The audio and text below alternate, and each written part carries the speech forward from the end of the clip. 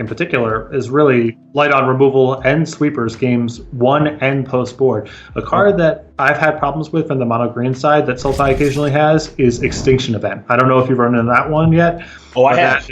That is one of the better ones you can have, because Ritual of Suit, you play enough 4s to play through that sometimes, but your deck is saturated with evens, and Extinction Event can be really, really tough to beat.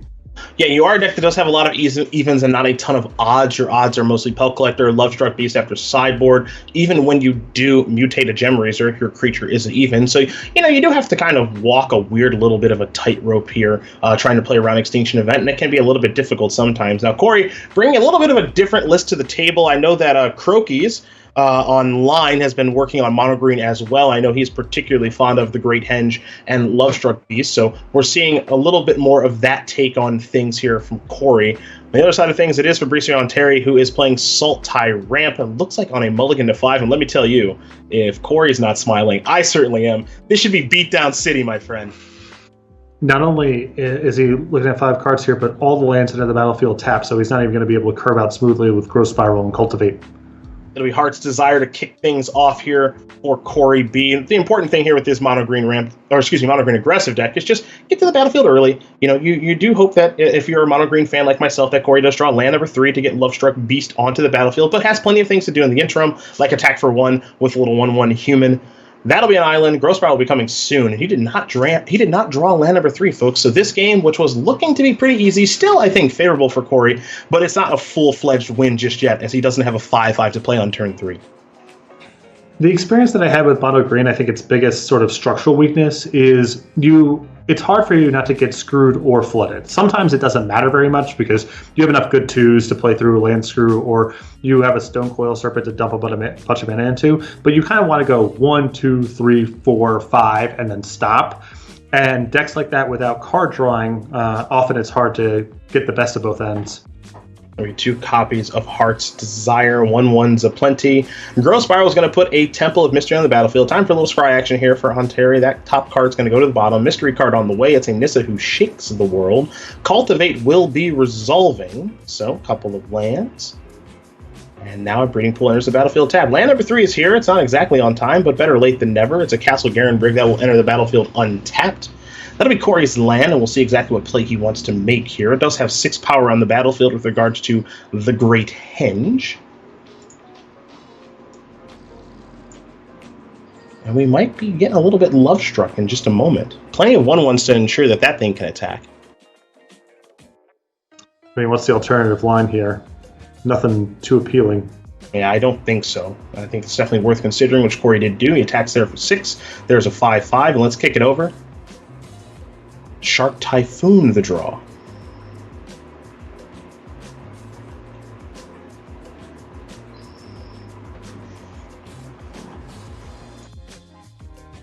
Getting that 5/5 onto the battlefield, really important to do that in front of Nissa.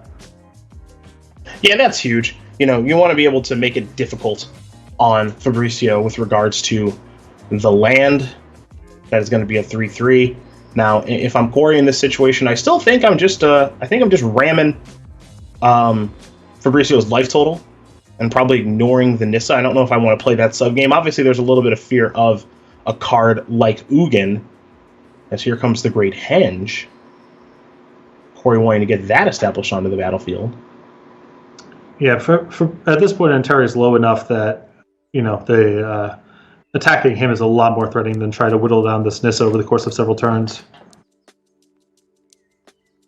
So that one costs 4. It normally costs 9. It checks to see the greatest power among creatures you control, which is obviously a Lovestruck Beast. Yeah, but where do you attack if you are Corey Baumeister? I think that's what he's thinking about right now. Well, Anteri can't block a 1/1. He dies that way. So he's got to put the land either trading off of the Troll or chumping a Lovestruck Beast. Either one of these scenarios is really good for Baumeister, especially because he's going to be able to get in a bunch of damage and at the minimum trade off or get a chump block. It looks like we're going to see a Forest jump in front of the Barkhide Troll.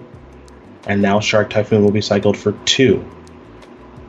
So there's your 2/2. Draw a card. Well, nice. That is not the matchup for this card. that is nice. And so this is what I'm talking about with regards to the aggressive strategies in the format, partner. They get to take advantage of someone playing main deck copies of Thought Distortion because the thought process there is actually, I think, pretty sound from Fabricio, which is, look, the best decks are Temur Ramp and Bant Ramp and Temur Reclamation. I want a way to be able to get an edge against them game one, and, that's fine. Not going to be good here. So if I'm an aggressive player right now, especially with mono green, I am loving what's going on in this format. Yeah, I mean, how long has main deck Mystical Dispute been the industry standard, And that card's not very good against mono green. It'll be a Teferi, Master of Time. Draw a card now. Breeding Pool. Don't think that's what the doctor ordered. Remember that Anteri has to answer everything here at 1. Mm-hmm.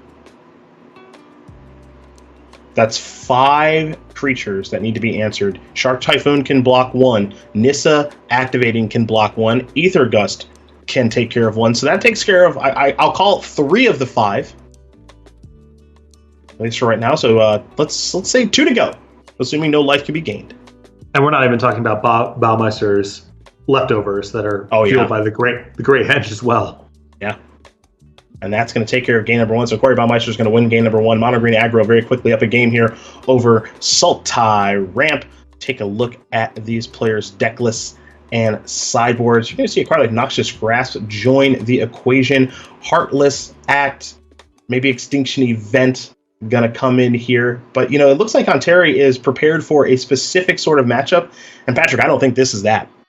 No, and Heartless Act against mono green, it does work sometimes, but there's a lot of +1/+1 counters floating around on these creatures. Extinction Event's really the key here. It looks like Anteri has 3 copies of that to bring in. Mm-hmm. That card can dramatically shift the matchup. As mentioned before, mono green just very saturated with even costs. Even if you only kill 2 things, that's still a great deal for 4 mana, and often you can get much more than that.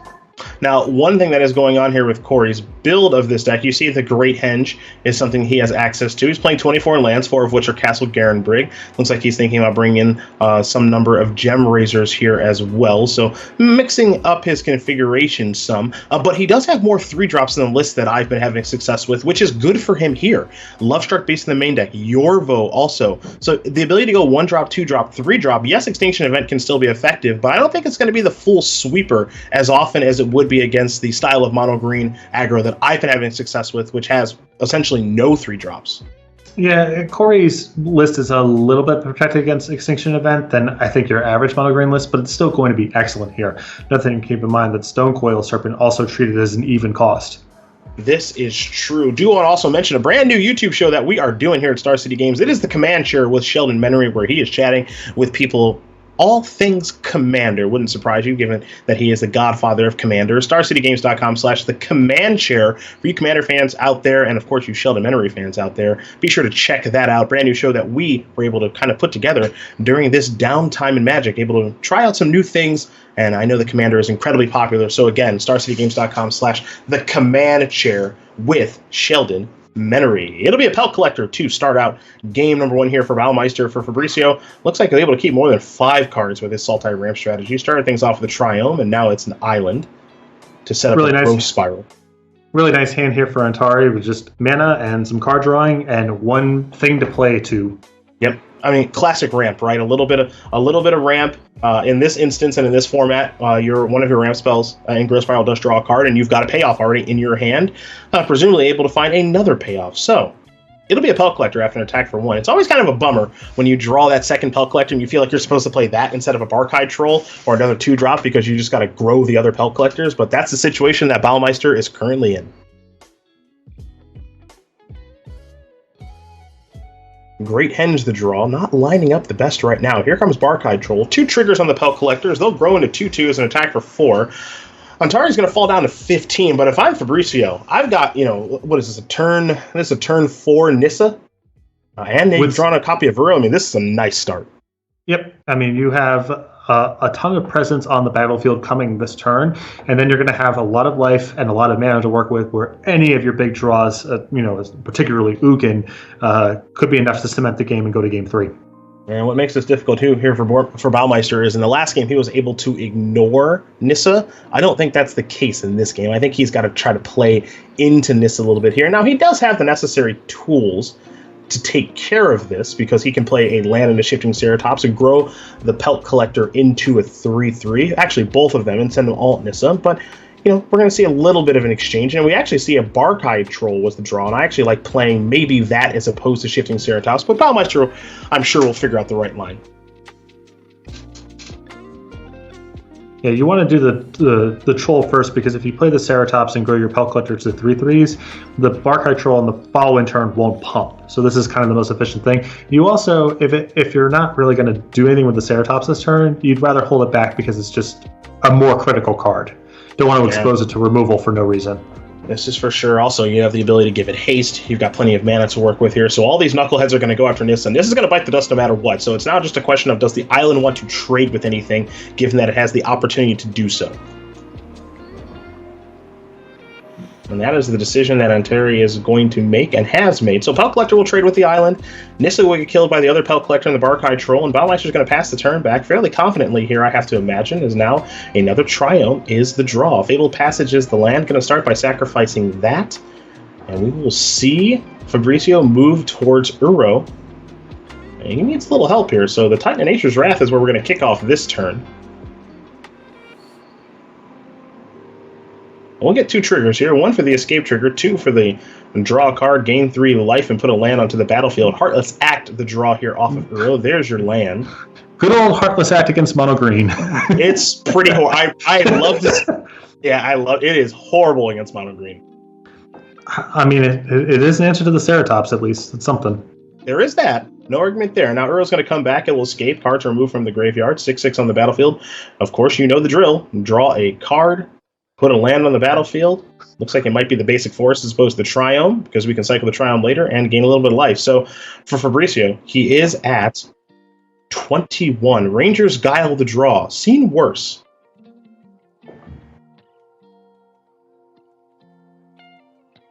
It looks like we're going to use all of the mana here from Castle Garenbricks. That'll be 6. Let's -4. Bring it down to 2.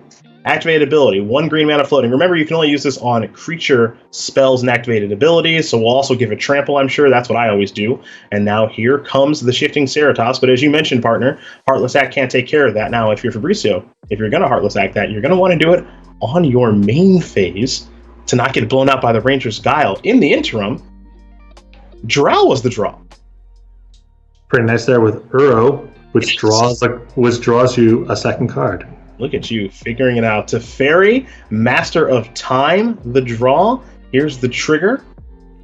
Get the 2/2. Now, are we going to double or potentially triple block here to try to handle Uro? There might be some interest in that. I mean, a double block here, the Heartless Act gets turned back on because you can just strip the counters from the Pelt Collector. Yep.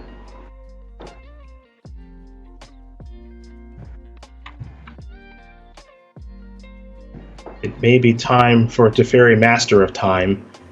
A card that many, myself included, have had some difficulty analyzing because it is such a unique Planeswalker. I have to imagine this one, Patrick, is pretty darn good. I don't think it's elite, like, say, maybe Jace, Jace 4, whose name is escaping me. The Mind Sculptor? Thank you, Jace the Mind Sculptor. Boy, it's not that early. It's only 8. Yes, I'm guessing it is weaker than Jace the Mind Sculptor. But this card, I think it might be better than we all think. It's very. I mean, just the ability to be activating back and forth. If you're able to keep a battlefield stable, it's going to carry a lot more weight than maybe you would guess on first blush. Well, we did not see Heartless Act get cast. So Corey has the ability now to deploy the Great Henge. That one costing 5 less because of the Shifting Ceratops. And now you have to ask yourself, all right, do I need to try to take care of this Teferi, Master of Time? I don't want to leave this thing on the battlefield too long. I think you just have to play on the battlefield right now if you're Baumeister, because Antari's at 19. You're not even close to being able to kill him, especially with this Uro going unchecked. So even if it looks ugly, I think you have to spend a little bit of time managing Planeswalkers right now, and then worrying about racing Antari somewhere down the line. Well, that begs the question, with Teferi's phasing as an option, what's the best attack to try to get this Teferi off the battlefield? I think that's what Corey's considering. That's certainly what I'm thinking about right now. It looks like Shifting Ceratops wants to head that way. Keep in mind that Shifting Ceratops does have Pro Blue, but it doesn't have Pro these tokens. So it looks like Corey's going to split the difference. He says, Shifty C, you're heading over to Teferi. The rest of the gang is going to head over to Fabricio. And now we're going to get a growth spiral. And it's going to find a water area. So this turn's interesting, right? Because Fabricio actually has the ability to draw 2 cards in this turn. Didn't put a land on the battlefield with growth spiral. That's optional. Actually wants to discard that to Teferi. Picked up another land, but now you get a 2/2. So that's actually pretty nice. Yeah, you can force the issue here if you want to double block the Ceratops. Even if Baumeister has the 1 copy of Ranger Scout to get to a 6/5, your Teferi survives. And now, more importantly, Baumeister has no cards in hand, so you know the Heartless Act next turn is good to go.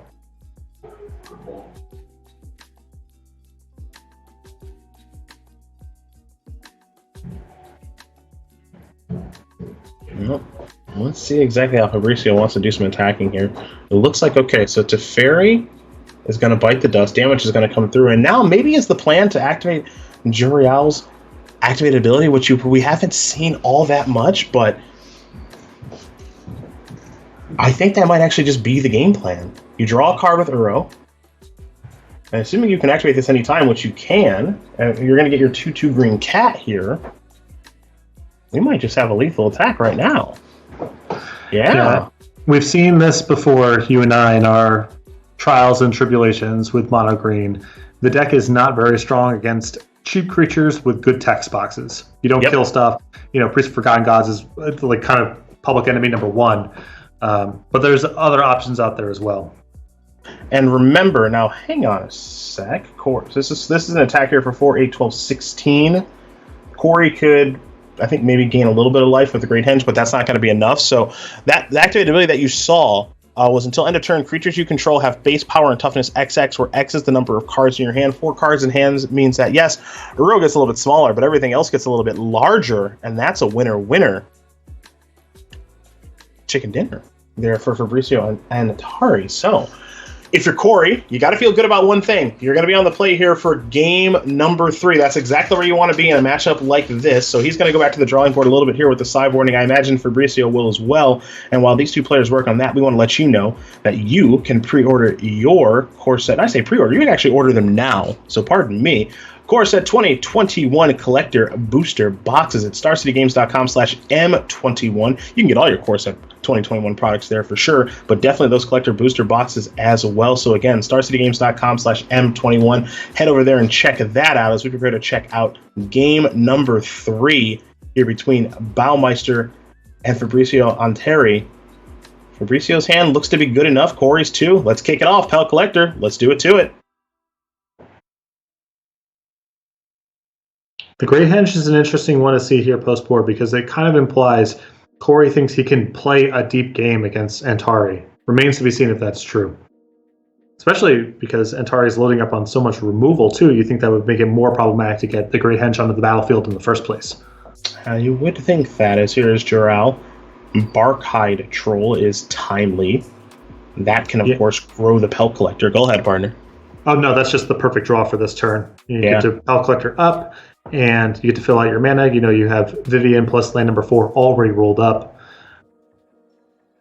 And you're also diversifying your costs, I would say, enough around Extinction Event. It's not perfect, but it's better than nothing. Yeah, this game's going to be... I think this one's going to be pretty close because Baumeister's got a very nice curve, but Antari's got a lot of good stuff to do as well. Extinction Event plus a Jorial plus some removal. This one should be good. Yeah, we got access to a Heartless Act. There is another copy of Vivian. So there's land 4. Here's Vivian number 1. The Arkbow Ranger has arrived, and that is going to resolve now for Corey. Here's what you got to think about. How am I going to diversify these counters? Which is not an easy decision. You have to think about Heartless Act. You have to think about copy of Ether Gust. You know that your opponent has Extinction Event after sideboard because players have access to each other's deck list. So it is crucial to get this decision right now. It would make a lot of sense too to just say, you know what, put the counters on the Serpent and play around Ether Gust, right? Yeah, there's also an argument for minusing and just trying to get Jolreal off the battlefield too. I mean, That's a very good point. That's the riskiest play of the bunch. I mean, you're opening yourself up to all sorts of catastrophe on the way back, but Jolreal's threatening enough that Baumeister might be willing to roll the dice. Well, if you do fight Jolreal, I think you can do it with Barkhide Troll safely. That's one area I think you'd feel comfortable doing it. Well, not if it's Ether Gust, right? I mean, well, that's true. Yeah, no, I'm definitely being influenced by the fact that I can see the Heartless Axe, so no, good call there. Yeah.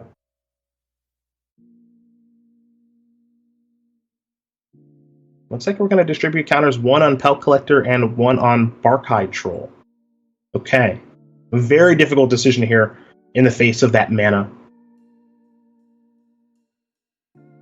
Now, are we cruising? And if we're cruising with.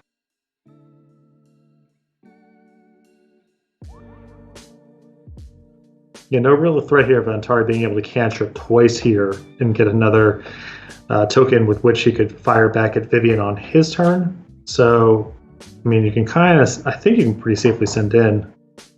Well, only sort of, right? Because now Heartless Axe gets...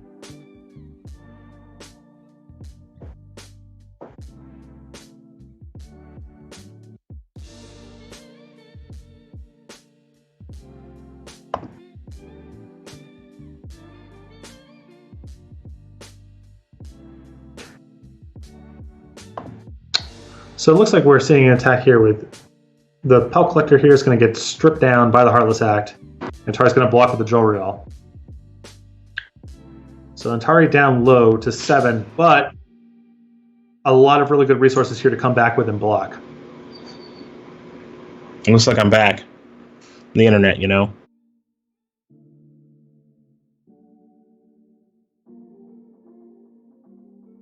Now, the good news here, I guess, from Antari's side is there's kind of a cap on how threatening this Vivian is. I mean, there's some burden to get a Planeswalker out of the battlefield, but if you have a lot of removal, the tokens don't amount to much, and if you're not trying to do a whole lot with creatures, then the minus ability doesn't matter that much either. That's fair. So it looks like we're going to try to get to work here on this Vivian.